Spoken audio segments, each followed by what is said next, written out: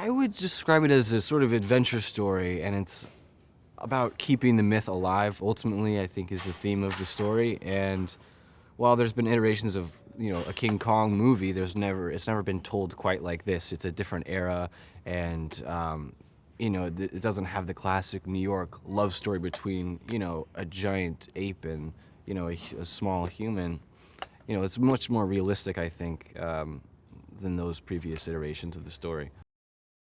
Yeah, well, my character's name is Slivko, and he's a young Huey pilot who had sort of just finished his stint in Vietnam. And all these guys, the Sky Devils, they thought they were going home, his group of soldiers. And so to kind of find out they have to go on this weird sort of mission to this unknown island, and no one really knows what they're doing there, but they're kind of just, they need some sort of military backup, which alone is sort of a red flag.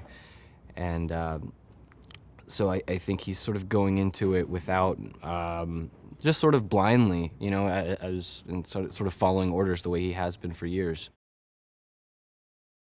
Jordan just has a real sense of spontaneity that you don't always see on a big movie like this. Sometimes you don't have the freedom or the time to really cater to every actor's individual needs, but he seems to really love his actors and give them each an opportunity to shine and bring their own ideas into it.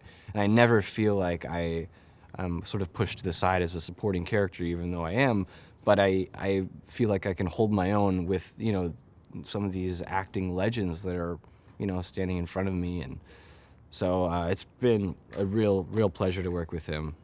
He makes you feel very comfortable on set. Yeah.